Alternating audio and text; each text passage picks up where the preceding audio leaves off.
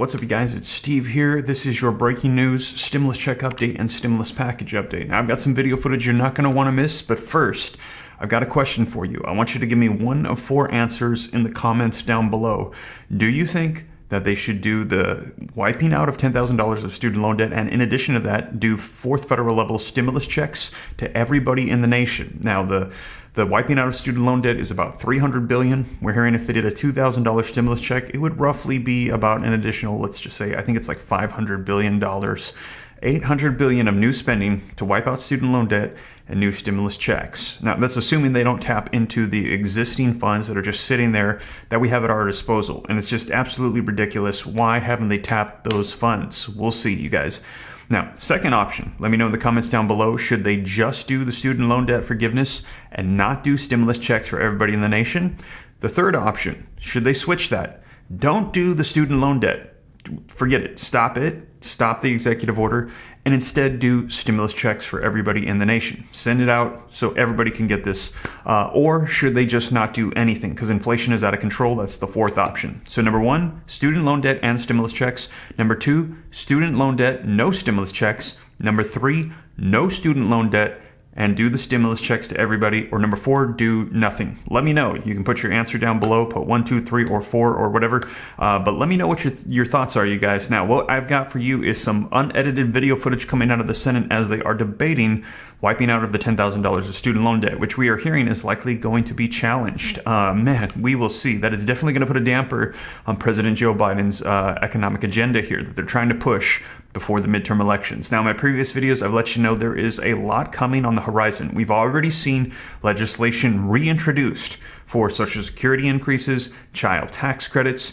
We're seeing this executive order for wiping out the student loan debt. Pramila Jayapal and Senate Majority Leader Chuck Schumer have said they will not rest until they get the free child care, the free college tuition, and everybody's waiting to see about the big one that has massive support, fourth federal level stimulus checks. Now, I'm going to keep you up to date on all of this, but I want to share with you the video footage that came out. And also, you guys, I released a video this morning. Last night, it was about 1 in the morning. I couldn't sleep, you know, when your brain's just going.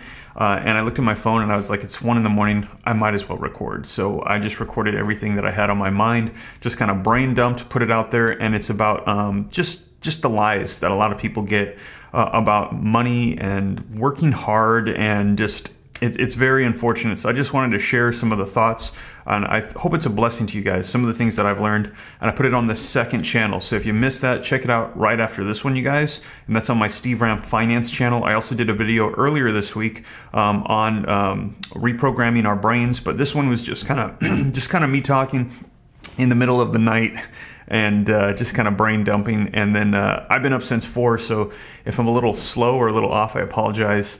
But there's still news and stuff coming out, so I'm going to get you guys up to date. So we're going to dive right in. And this is a long segment, just to give you a heads up. It's about 16 minutes of unedited Senate debate. So you get to see, if you ever wondered what was going on in Congress, what's going on behind those walls, you're going to get the veil pulled back, and we're going to take a look at it. Unedited debates in the Senate over legislation, you guys.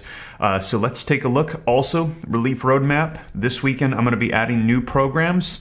I've got a couple of them, and also I'm going to be addressing your login issues. Last night, I was up till I think about midnight addressing some of the questions on there. And you guys, a lot of them are issues with the phone. I've got so many people that have no problem at all, and some that it's like their phone or their email. Make sure that you use the same email that you created your account with, and you use that same password.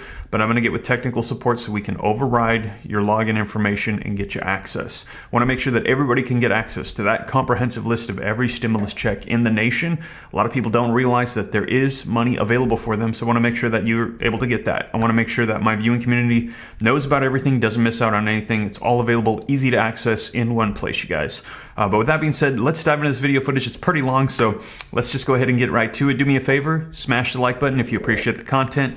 Hit the subscribe button to stay up to date, totally free. Any specific questions, shoot me a DM on Instagram at SteveRam3. And again, new content on that second channel. Hope it's a blessing to you guys. But with that being said, let's dive into the video footage. Madam President, have you ever gone out to eat at a restaurant with a group of people, but your order was cheaper than everyone else's?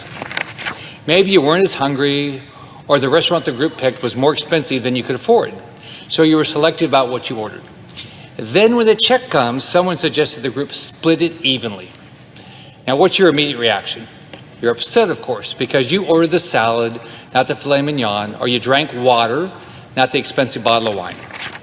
You ordered what you wanted, and they ordered what they wanted. You shouldn't be on the hook for their cost.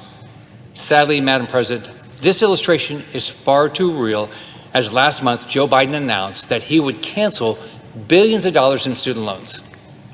Now, let's be clear. He isn't canceling student debt. No, he's transferring that debt to every American taxpayer. Now, a construction worker in Florida is having to foot the bill for the loans of a Harvard grad, which they voluntarily accepted for an education they received. So here's what Democrats are trying to say to that construction worker. You didn't go to college? Democrats don't care. You'll pay the debt of lawyers and doctors, and you'll pay for those who want PhDs in poetry. Talk about poetic injustice. You went to community college or a state school and worked to graduate debt-free. Tough luck. Joe Biden wants you to pay for the advanced degrees of the privileged few. Your tax dollars are now the money pot for other people's student debt. Of course, Joe Biden's plan doesn't even begin to address the real reason of rising higher education costs. That is universities' decades-long practice of unnecessarily raising tuition. As governor of Florida, I addressed that problem and challenged our universities to keep education affordable. Look at the University of Florida. Undergraduate tuition and fees for this academic year are less than $6,500, and it's the 5th best public university in the country. You'll get a fantastic education there. Meanwhile, at Harvard, tuition fees for the academic year cost more than $57,000. There are ways to make education affordable, but Democrats and elites aren't interested in those solutions.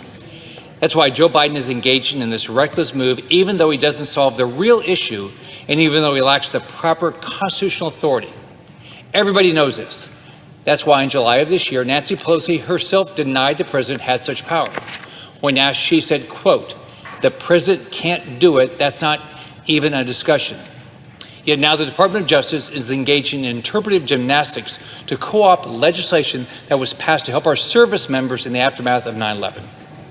It's a desperate attempt to stretch a good law well beyond its intent so Joe Biden can give handouts to his liberal voters in Harvard pals.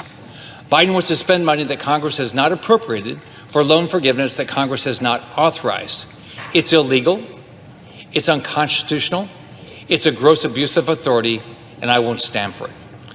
Congress must assert its authority here. We have the power of the purse, not the president. That's why I've introduced the Debt Cancellation Accountability Act. My bill would require the Department of Education to get an express appropriation from Congress before they can propose waiving, discharging, or reducing student loan debts to 2 or more borrowers in an amount greater than $1 million. If we want to transfer the debt of some and make everyone pay for it, then Congress has to make that decision. We should simply put it up for a vote. Of course, Democrats here in the Senate won't do that. Surely they could have passed a bill by now if they really wanted to, but they wanted Biden to do it alone. So it's easy to see why. In just the past few weeks, we've seen families across the country speak out against Biden's unfair and disastrous proposal. I'm hearing from Floridians every day, and I know my colleagues are too. I'd like to thank Senators Barrasso, Lummis, and Braun for supporting my Debt Cancellation Accountability Act and for choosing to stand with me against Biden's overreach. So let's pass this bill today to reverse Joe Biden's unlawful decision and force Congress to decide this issue. Now, before I ask for unanimous consent, I'd like to turn to my colleague, Senator Braun, for the great state of Indiana. Thank you, Senator Scott. Mr. President. Senator from Indiana. President Biden's student loan debt transfer does not cancel or forgive anything. These debts will still be paid. It's not like they go away. What else does it say about the whole idea that when you take on an obligation and you agree to it, that you can just shirk it or get rid of it? There are many people across the country that would want to be in on that gambit as well. He has simply shifted the costs of repayment onto everyone, including the 65% of American workers who chose not to get a college degree? What about the aspiring plumber or electrician that borrowed $20,000, $30,000, $40,000 for his or her own business? There'd be no end to it. We should focus on getting more value out of colleges rather than giving them another reason to hike prices. Sadly, the only place that's been focused on is in my own home state, where Mitch Daniels, ex-governor of Indiana, froze tuition into 10 years. That's getting more value out, and that's why their enrollment has gone way up. With a national debt of nearly $31 trillion, we can't continue to pile on more debt. When Senator Scott and I got here just a little over 3.5 years ago, we were $18 trillion in debt. We throw trillions around now like we used to, hundreds of billions, and it's on the backs of our kids and grandkids every time we do it. Today, federal student aid owns $1.6 trillion in outstanding federal assets. In other words, student loans. The loan program needs to be completely redone so that colleges are motivated to lower costs. This is an excuse to do the opposite. Finally, President Biden's actions are illegal in the first place. The president doesn't have the authority to cancel all this debt. And I'm hoping it gets taken to court, because what does it say again for future generations? Anyone that makes a commitment to take on debt and to shirk it with the stroke of a pen. Even Speaker Pelosi agreed on this point, saying she didn't think it was legal. Doesn't make any difference in this day and age, you plow forward. This is why I support the Debt Cancellation Accountability Act, which requires the Department of Education to get express appropriation from Congress to pay for any federal student loans the department proposes to waive, discharge, or reduce. I yield the floor back to Senator Scott. Mr. President. The Senator from Florida. I'm so thankful for Senator Braun's support for this bill and for all the work he's done to raise awareness about Biden's reckless spending agenda and to stand for fiscal sanity. As if in legislative session, I ask unanimous consent that the Committee on Health, Education, Labor, and Pensions be discharged from further consideration of Senate 4483 and the Senate proceed to its immediate consideration. Further, that the bill be considered read a third time and passed, and that the motion to reconsider be considered made and laid upon the table. Is there objection? Mr. President. The Senator from Massachusetts. Mr. President, reserving the right to object. This is a shameful attempt by Republicans to keep working Americans buried under mountains of student debt. President Biden's decision to cancel up to $20,000 of federal student debt for as many as 43 million Americans with incomes under $125,000 a year is an historic step to deliver life-changing relief to working families and to help rebuild America's middle class. Senator Scott's bill is just one of Republicans' desperate efforts to block cancellation for millions of Americans. Now, Republicans are happy to pass out tax breaks and regulatory loopholes for billionaires and giant corporations, but they're fighting tooth and nail to keep working families from getting a penny of relief. Evidently, Senator Scott believes that $2 trillion in Republican tax cuts that were not paid for is fine, so long as those tax cuts are aimed mostly at billionaires, millionaires, and giant corporations. But a program that costs a fraction as much and for which 90% of its benefits go to people earning less than $75,000 a year is now somehow a moral outrage. Today, he claims to worry about those taxpayers who he says will shoulder student loan cancellation. But where was Senator Scott, or then Governor Scott, when Donald Trump and the congressional Republicans handed out $2 trillion in tax breaks to billionaires and giant corporations, not a penny of which were paid for? Where was he then? Well, he endorsed the Trump administration's plan to cut taxes for corporations, and he celebrated those tax breaks for the richest among us. He wasn't worried about how taxpayers would pay that off, not a word about the fairness for all the people who would bear that burden, so long as the benefits went mostly to the rich and the powerful. Senator Scott has basically laid it all out there for America to see, and that's the difference: helping billionaires or helping working families. And that difference pretty much sums up Republican and Democratic differences across the board. If we're cutting a break for the rich and the powerful, Republicans are on board. If we're trying to help out working people, congressional Republicans take to their fainting couches and claim to be so worried about the national debt. Student loan cancellation is very popular in America, including with the majority of people who have no student loan debt. And that is because there is scarcely a working person anywhere in America today who does not know someone who is choking on student loan debt.